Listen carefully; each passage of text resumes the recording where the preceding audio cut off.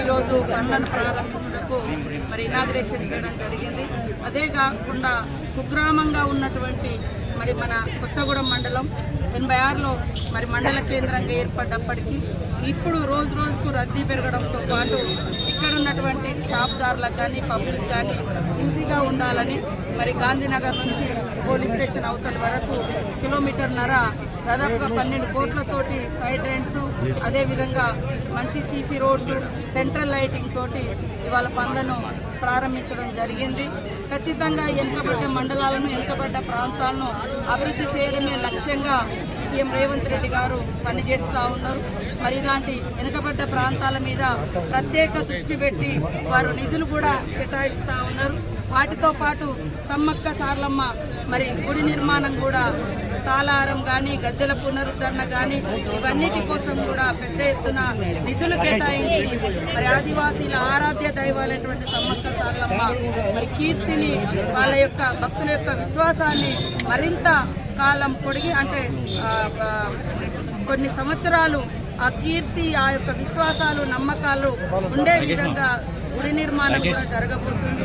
కొంతమంది గుడి నిర్మాణంలో ఏముంది అని గతంలో మాజీ మంత్రులుగా పనిచేసిన వాళ్ళు ఎగతాలుగా చేస్తున్నారు. మీకు ఎట్లా చేతగాలే, మా జీవితాల గురించి మీకు తెలియదు. ఆ గుడిల నిర్మాణం ద్వారా మా అస్తిత్వము, మా ఆత్మగౌరవము, మా సమ్మక్క సారలమ్మ యొక్క భక్తి విశ్వాసాలు ప్రజలకు తెలుస్తుంది, ప్రజలకు తెలుసు. అదేవిధంగా రాబోయే తరంలో జనరేషన్స్లో మార్పు వస్తుంటే భక్తిభావం కానీ, విశ్వాసాలు కానీ, ఆచారాలు కానీ మారకుండా గొట్టు గోత్రాలు మా జీవితాలన్నీ కూడా ఆ యొక్క పిల్లల మీద రాబోతున్నాయి. ఇది మా యొక్క కీర్తి అని చెప్పుకునేటువంటి ఒక గొప్ప దేవాలయాన్ని కూడా మేము ఈరోజు మరి రేవంత్ రెడ్డి గారి ఆధ్వర్యంలో నిర్మిస్తూ ఉన్నాం.